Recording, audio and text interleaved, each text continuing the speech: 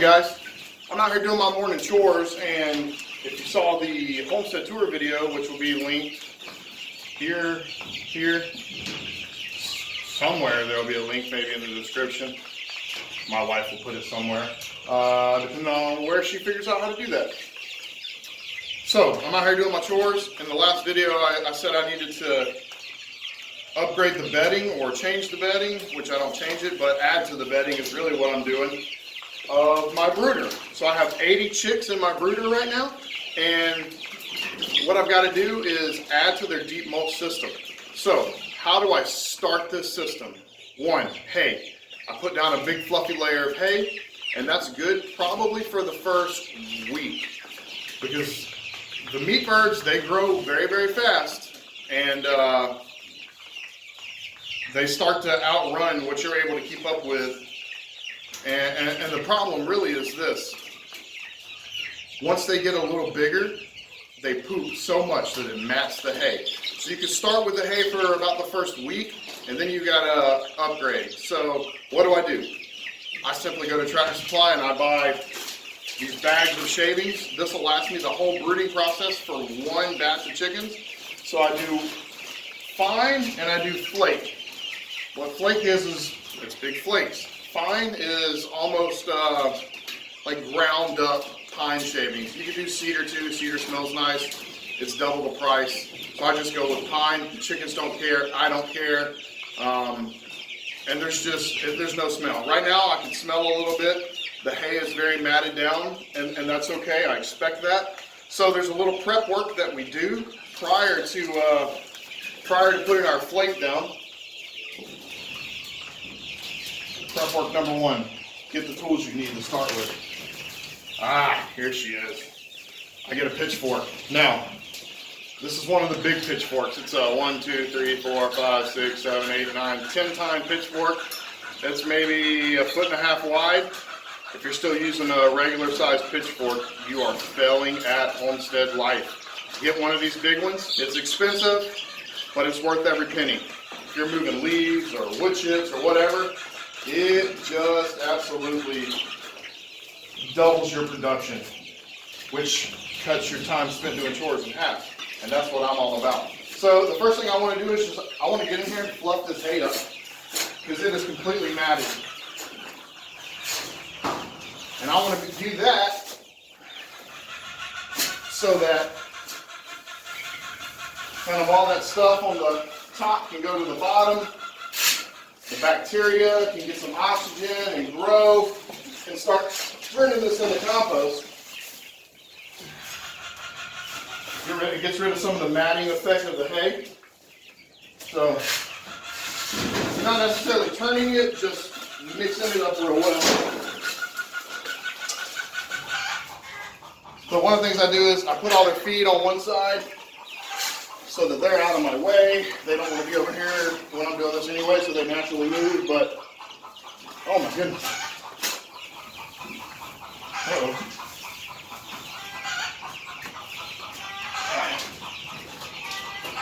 Forgot a hay rope. Unless I go in here and do this a little bit. You can tell where their feed goes because it gets super matted.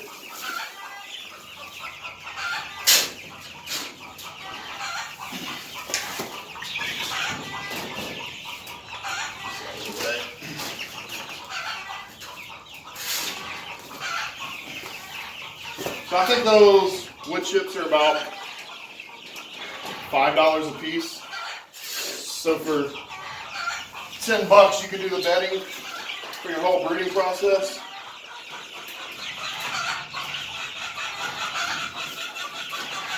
Oh, these chickens are going crazy out here. Man, that really gets mounted up too. Let's see if I can sort of break it up.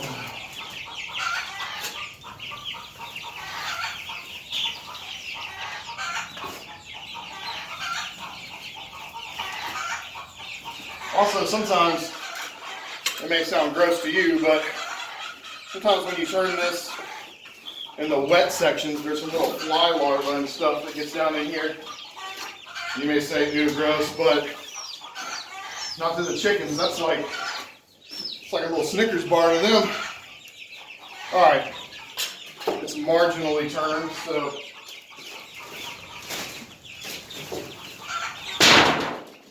Uh-oh. That was loud. The chickens did not like that.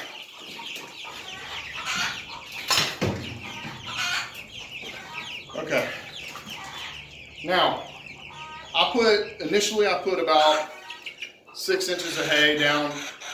It's been about a week, maybe a week and a half. I pushed it off a little more than I should have. Now what I'm going to do is put the flake down, which is the coarse stuff. It's the bigger stuff.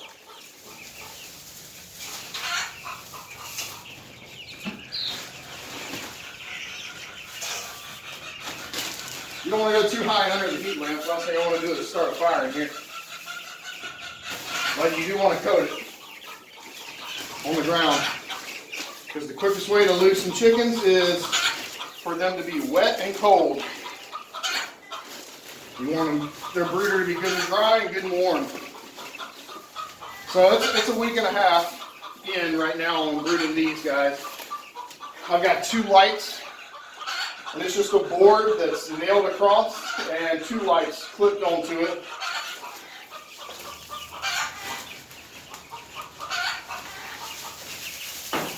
What I'll probably do is start turning the light off during the day.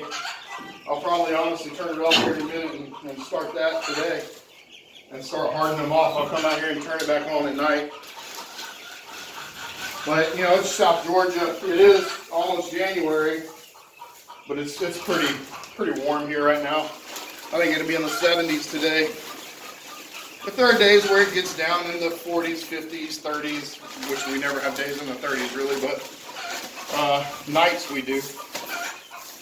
Then I'll shut the door and turn the lamp on.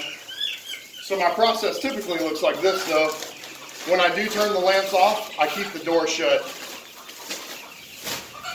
And then after about 4 days of having the lights off during the day, with the door shut, I'll open the door and I'll put the screen up with the lights off.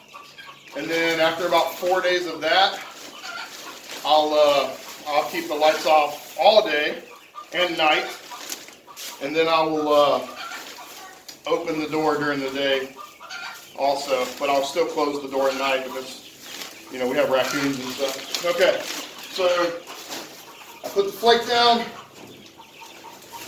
and now I'm just going to put the fine. I think you see how it looks. I'm not going to bore you through all of that, so I'm going to speed this up and then do the other side and show you the final product. I did want to show you what the flake looks like. It's just sort of really fine. Also, that's way easier to unload. I just kind of shake the bag and it comes out. Or the fine, not the flake, I'm sorry. The flake you have to dig out by hand and break it up. It gets pretty condensed. And then at this point, I just move the food over and get them out of the other side. Find a nice sort of flat spot here. Make a flat spot.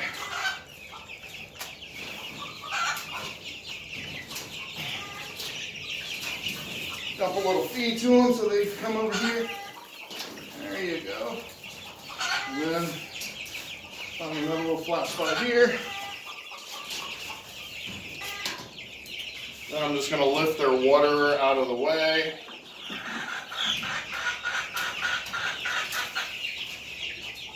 And repeat the process.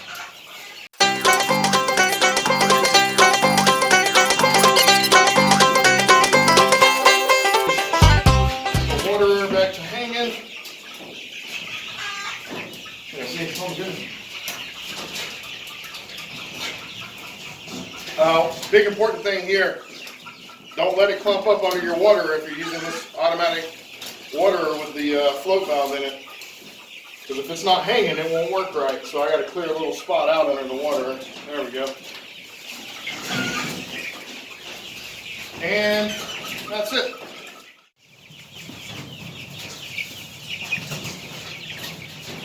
This is just a real quick, down and dirty way to do a deep mulch bedding for chicken manure, or for, well, chicken manure, yeah, but for your chicken brooder or turkey brooder. I use the same brooder. So all I do is, fire hazard. All I do is put the hay down first. Then I put the big flake. After about a week, when the hay starts to get matted, I fluff the hay up with my pitchfork. I put the big flake down, and then I put the fine stuff down. It smells great in here. It smells like no poop. This place was pretty gross before, and I'm now sitting here in a nice dry spot.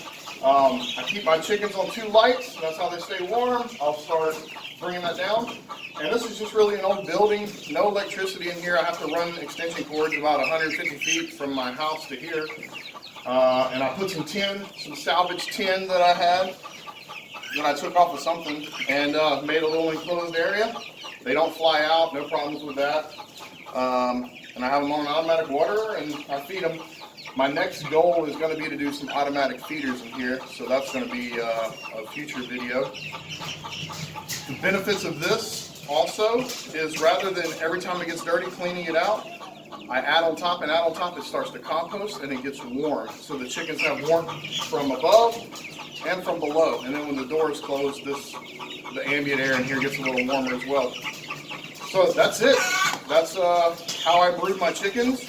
And I'm doing this on a semi-professional level. I sell chickens as a side hustle right now, in addition to my main job, my town job. I'm in the Navy. So in my spare time, I do this. I sell pastured poultry. So these guys have about another week and a half, and I'm going to have them on pasture, and there's going to be a new batch in here. Hey guys, thanks for watching. Please like, share, subscribe, and make sure you hit the bell icon so you can follow along. Lots of videos coming on how your everyday person can become a farmer on the side and make a little extra cash. Thanks. Thanks for watching, y'all. Bye.